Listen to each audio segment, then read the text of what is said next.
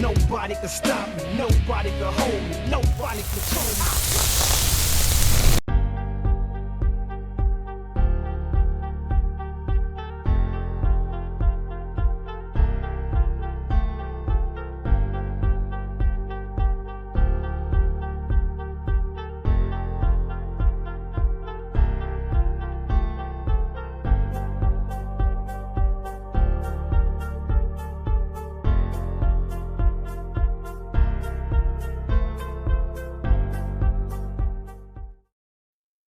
Welcome back to the MVP's Lounge.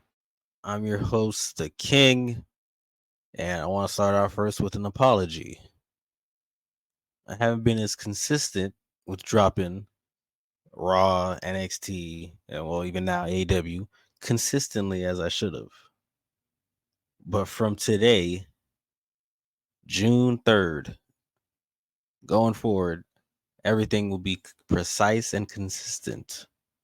So today, though, only for today, you will be seeing a flood, and I mean a flood of videos. So make sure y'all like, comment, and subscribe, and put the videos over. Thank you.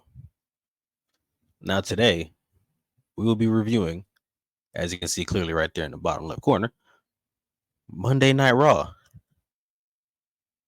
which you probably haven't heard of in probably like 2 weeks now. So let me just give you a small little recap, and then we'll talk about last week's Raw. The main shining point of Monday Night Raw has been Bron Breakker. This dude has been going insane. Adam Pearce didn't put him in the King of the Ring tournament, and he's just been retaliating in any way possible. Starting out first by killing some one jobber dude and smashing his head in with a chair, which sent that dude to the hospital. Then he killed another guy backstage. And who was the other guy backstage? Ricochet. It looked like he was aiming for Ilya at first, but yeah, he speared Ricochet through equipment backstage, and like the dude's been on a hell of a tear. He's probably been one of the best things on Monday Night Raw right now. So that leads me into this past week's Monday Night Raw, where Braun Strowman, who's been having many problems with the Judgment Day, has a one-on-one match with JD McDonough. Now, Braun's been dominating this entire match, and of course, you need some Judgment Day interference. So out comes Carlito trying to earn his keep, and even Carlito showing up doesn't do anything to help JD because JD still ends up losing. So, literally right after, they try to attack Braun again, but Braun chases him to the back, and literally this entire show, Braun is looking for JD just to kill him. Ricochet is seen in the medical room after last week's spear through the equipment, and the medical crew has said, "Hey, he's cleared to wrestle, but you know they wouldn't recommend it." And Ilya shows up and is like, "Hey, when you get fully healed up, we'll have ourselves a rematch because he enjoyed that match that they had last time." But Ricochet is like, "Nah, bruh. Taped up or not, we gonna throw hands. We can do it tonight." And Ilya's like, "Listen, I break people. I don't break broken people." He's like, "But if you really want to fight, then sure." So that match was set for tonight, an injured Ricochet against Ilya. Braun is still looking for JD backstage, showing many scenes of him looking around, asking people where he's at. Karrion Kross is shown approaching New Day again, this time both of them at the same time instead of one-on-one. And he's still trying to make a proposition with them for them to saying that he can help them out with something. And I don't know. I'm not sure what they're doing here, to be honest with you. I don't know if they're gonna turn one. I know New Day have said before that none of them are ever gonna like break up or turn heel because they'd rather just retire the whole thing at that point. But I don't know if they would turn Woods or Kofi heel to join Karrion. I'm not sure if that's gonna happen or not. So immediately after that segment, out comes AOP to face the Creeds. The match was surprisingly quick. Yeah, the AOP made quick work of the Creeds and got them up out of there, which was kind of wild to see a little bit. I was just kind of surprised that the Creeds weren't getting a little more time there to show out, but I guess they're saving that for when they end up joining Chad Gable. But shout out to AOP for getting the dub. Backstage, JD is seen talking to Liv Morgan in the corner of the screen. You can see in the back he's talking to Liv Morgan, and now that's 3 people of the Judgment Day. You've had Dom, Finn, and JD talking to Liv. It's almost like they're trying to replace somebody in their group. Wonder who that could be. Let's see. We get Lyra Valkyria versus Kairi Sane. Both women, they have a decent match. But even though Dakota tries some interfering tactics, it doesn't work. And when Kairi goes for her elbow drop, she misses. Lyra rolls her up for the 1-2-3. Judgment Day hold a meeting backstage where Priest is asking Finn and Carlito, like, where's JD? Where's Dom? Where is everybody? Like, everybody's just running around the building acting like fools. Y'all didn't handle Braun Strowman like I should have. Then Dom comes in and then he's asking, like, hey, bro, like, what happened? Like, what are you doing? Like, what's going on? Like, and Dom saying, he has everything handled and he talked to mommy already and trying to, apologize and work things over. And I don't know, Damien is definitely getting like sick of these niggas. Like, at some point, when the turn happens, it's gonna happen like real soon because he's literally nearing his last straw with these dudes. But yeah. After that, he tells them, make sure y'all handle y'all business, and tells Carlito to leave the clubhouse because he's not officially in the group, and since he has a match anyway against Rey Mysterio, so they cut the commercial. Before they get to that match between Rey and Carlito, they have Kairi and Dakota enter the locker room with Io, and Io gets up and then crashes out, breaks up her entire locker room, breaks up the lamp and everything, and storms out yelling Japanese. So she's definitely pissed off because now it seems like Damage Control has dropped to the bottom of the rankings, losing in Queen of the Ring, now just losing again. So it's like they've been on a downward spiral. So Io seems to be off the beam now.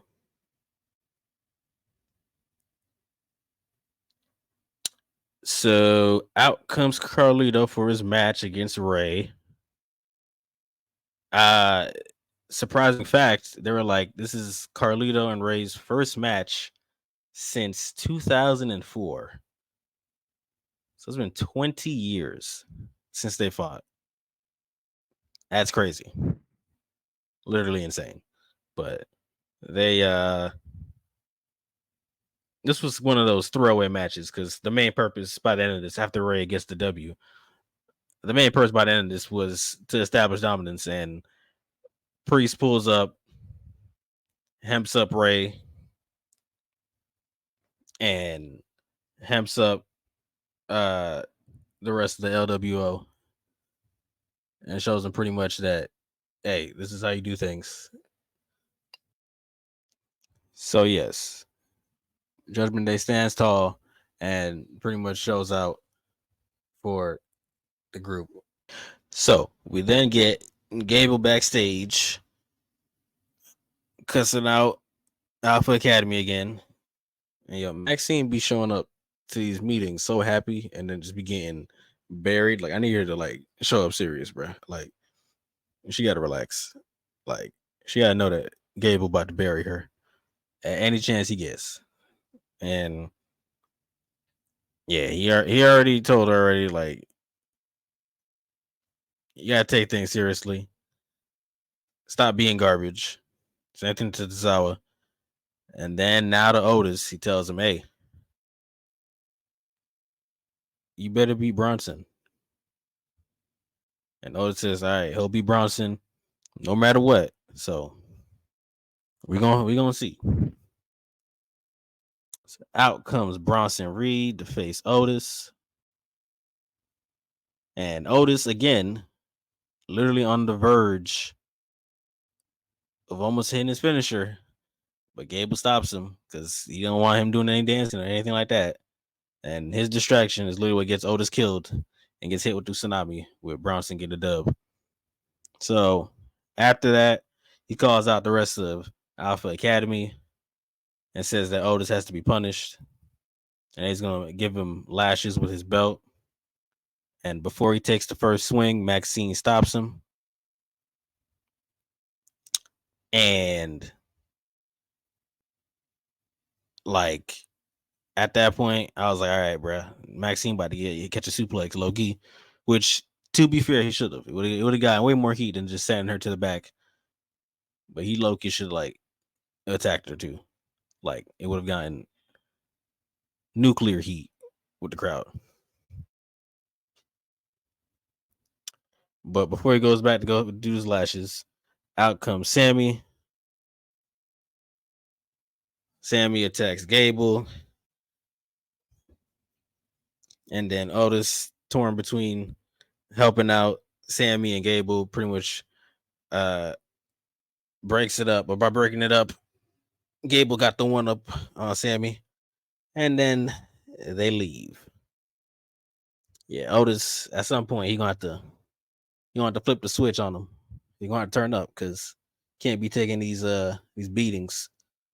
As Sammy was pointing out to him, it's kind of reminding him of when he was in the bloodline and they would push him around. So it might be time for Otis to flip the switch.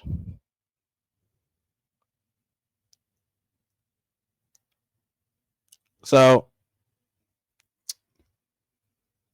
Ricochet has his match with Ilya. Fire match, by the way. Extremely fire match. And I really wanted to save this one for later on because this was real important. Because they said Bron was suspended and wasn't let on the premises. But during this fire match, I'm thinking Ilya about to get the W here. Ricochet finds a way to pull out a whole still shooting star press with injured ribs. And as soon as he hits the move, I'm thinking like, I bet he about to go for the pin. Nah, out of nowhere, this nigga Bron Breakker pulls up from off the screen and spears this nigga in half. Then Ilya tries to fight. And that means nothing because this dude gets broken in half too. Like Bron is just like this dude, nah, bro. Like I would not be surprised if he is a champion by the end of this year because this dude is just like unstoppable. Like unstoppable. And I think he's only like what 26, 27. Look that up real quick.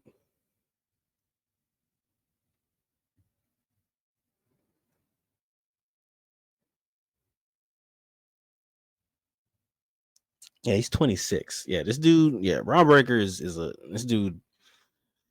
He just screams champion, bro. He just screams it.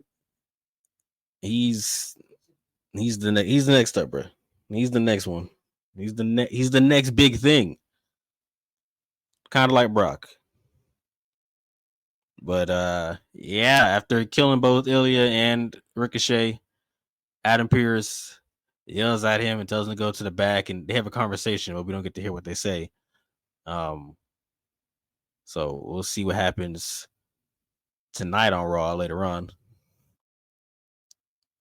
But it's time for the main event.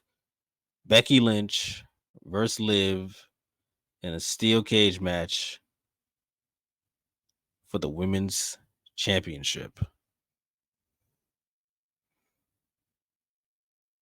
I'm gonna be honest. match was not as good as her Becky Steel cage match with Trish, but it was pretty decent, pretty okay match. The main important part here though is Dom shows up to try to get Becky to win and has the cage door open for her. Then out comes JD and Finn, and they're like, "Bro, what are you doing, bro? Like, why are you out here?" And he's like, "He's trying to make things right." And when they're turned around about to go to the back, out comes Strowman because now he knows where JD's at. He runs, chases them, and on his way around to the other side, knocks into Dom, and Dom pretty much after getting hit knocks the cage door into Becky.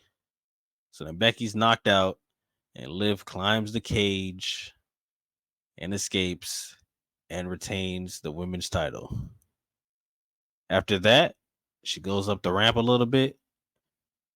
Dom's already like halfway up the ramp, gives her evil stare.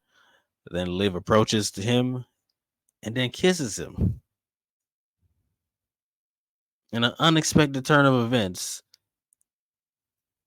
it seems as though Dom has found a new mommy. And I'm pretty sure it's Liv Morgan. Now, I don't know what this means for Rhea. I don't know what this means for Dom's actual wife. But Dom now has 3 women in his life. And he's going to have to start running around in circles to figure this out. Because things are getting wilder and wilder every week. But that was Monday Night Raw. You will get another review for Raw later on after we're done with tonight's show. But the next flood of shows are going to be NXT, then AEW, then SmackDown, then Collision, and then Raw. Probably all in that order.